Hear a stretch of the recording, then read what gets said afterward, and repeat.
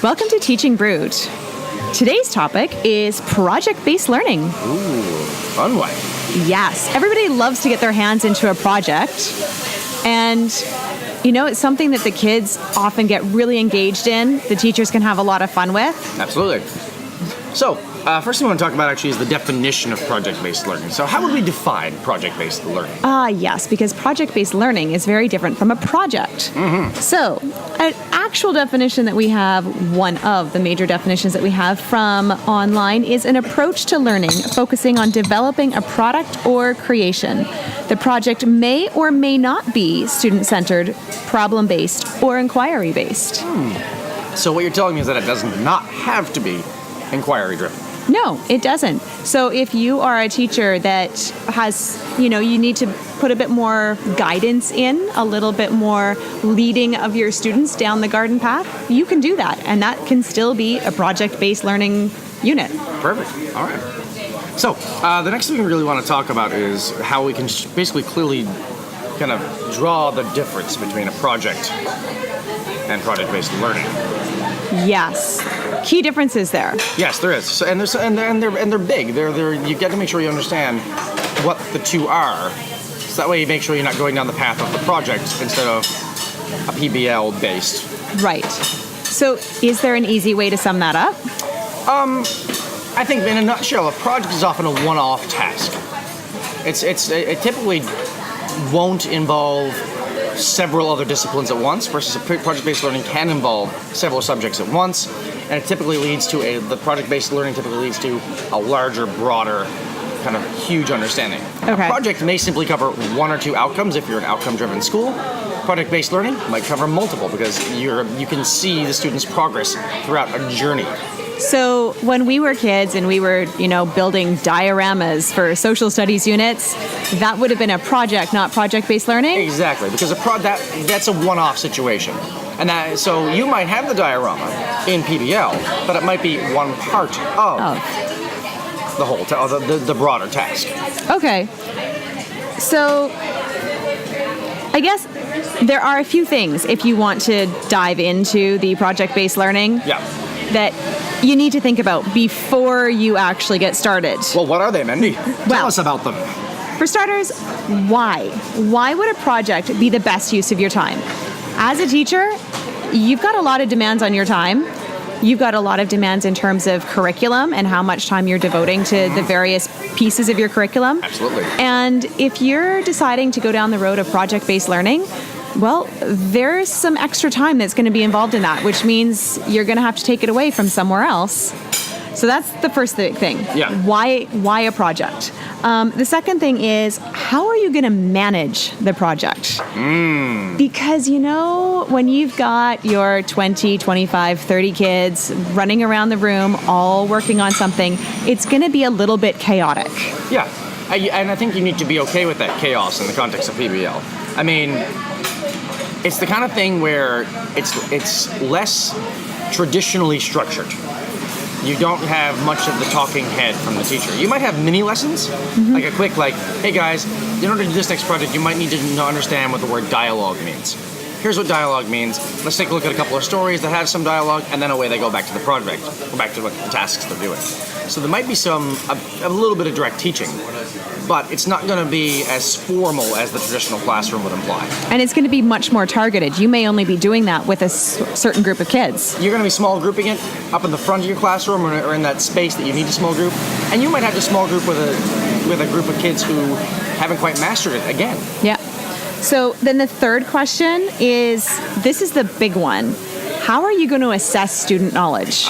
Because, kids can produce some amazing things, but how do you tell exactly what they know? Well, I think there's a couple of things. I mean, your summative assessment, you'll typically have an assessment tool built into it, whether it's a rubric or a checklist, and that would typically be very transparent with the kids. This is exactly their guide points and what they're going for and what they need. But it's throughout the process that you need to be a bit more cautious of. Because that's the point where you're going to need to have small group conferencing, you're going to be taking some anecdotal notes or some observational notes, maybe even using an observational checklist throughout the process. And you're probably going to be doing some check-ins on whatever tool they're recording their information in. whether it be, a writer's notebook, a reader's notebook, a math journal, whatever you need to do. One thing that really works for a lot of teachers and for a lot of schools is do a quick check at the end of the day and leave the students a sticky note about, 2 stars and a wish that they need to work on when they go back to their books the next day. And you make that sticky note very visible. So if you close the book up, have that little sticky note kind of sticking out the top of the book, or the side of the book, so they know it's there and they know to reflect on it. That's the way that a lot of teachers actually, and in the process of doing that, also being recording notes in their own observational notebooks and are using anecdotal records while doing these sticky notes. So that tends to be a way that a lot of teachers approach project-based learning assessment. Okay. Well, okay, you want to start, or somebody out there wants to start. Where do they start? Well, Mandy, why don't you tell us again? Well, I could tell you again. I would, personally, there's a PBL hashtag out there. That's where I'd start. Yeah. I'd go out and I would try to find somewhere on social media somebody who's already done it, somebody who could mentor me through it. Get on your Twitter feed.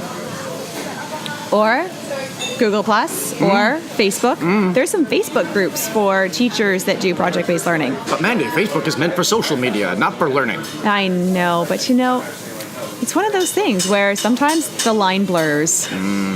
Blurred lines. Anyways. It's not a black and white situation. No.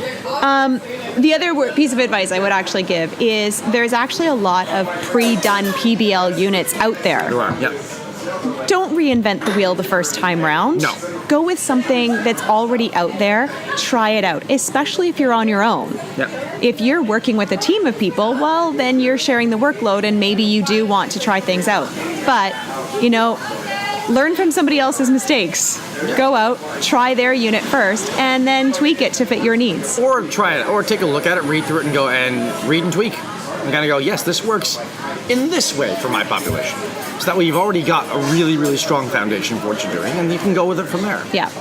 So all this being said, we do need to address some of the pros and cons, because just like every approach to learning, whether it be direct instruction, full inquiry, whatever, there's always pros and cons to it. That's true. Everything in life has pros and cons. It's true. So let's start with the cons. Let's start with the cons and finish with the pros. Okay, con. God, it takes a long time. Oh yeah, there's a lot of planning, and it's very intentional. You almost have to, before you set out on a project, it almost needs to be walked through the fine-tooth comb to make sure there's no gotchas. You really need to anticipate your kids' learning and the potential answers they could give, or potential questions they could have about a task. So that way you're ready to go for those. So there is that broader, bigger understanding that you need to have in the planning process. You also need to be really organized. If you're going to have to be giving a lot of anecdotal feedback and you're going to have to be taking notes, this is not something where you can scratch it on the back of a napkin and then go looking for it 3 weeks later when you're trying to write report cards. Yeah, I know. The sticky notes are useful. Make sure you have them recorded somewhere else if you do decide to go that route. Keeping track of where they are is clutch to this process. And it has to be very intentional, and you need to, in the same way that people need to carve out time to do other tasks, with PBL you need to make sure you carve out time at the end of your day or during your prep times to go through their notebooks, to go through the assessments that you've done. Maybe you've chucked in a quick, math checkpoint as part of your project. You need to make sure those are, graded and ready to get back to the kids for feedback fairly quickly. Okay, so are there any other negatives? I don't think so. Because generally, kind of leaning over towards the positives, kids tend to be fairly engaged in these things. This is true. In fact, I even read that one person was arguing that you have fewer classroom management issues when you're doing project-based learning. Well, because, they're more active in the classroom. The classroom isn't going to be your standard, everyone be quiet and sit down and write what I have to say on the board. It's going to be more them getting up and active and you kind of engaging them in the middle of a task or kind of observing what they're doing with the task. So it's naturally going to be more engaged because they're just going to be more active and there's going to be different levels of engagement there. Yeah. For schools that are following the ISTE standards for students, there are quite a few of the standards that are put out by ISTE you can actually achieve through project-based learning. Yeah. So that's a positive. And there's also, if you look into the IB, you'll notice that a lot of the ways they do things are project-based. So if you look at the inquiry methods, you can teach PBL through inquiry. The Right. difference is, if you go a really almost purist inquiry for PBL, the students will be creating their task, and you differentiate for them based on the tasks they've created. One of the things I did notice when I was doing my research was there do seem to be different kinds of project-based learning. Yeah, I mean you can do it through a lot of direct instruction. That you can do a project, you can teach a lesson and then have them go work on the task. Teach a lesson and you walk through. It's almost like hand holding them through a project. But you can also do it full inquiry too, where you simply say, guys, you need to get to here. Go. Design your tasks and go. And just all you do is really create the barriers for where they should and shouldn't go. Right.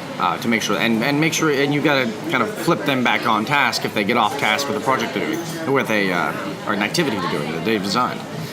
Making sure that their activities and what they are doing actually do get to the end result. So there's varying levels, and they can be as wide open or as strict and more traditional as you'd like them to be. By the way, we're not saying traditional is bad, by the way, just a point of clarification here. Not at all. No.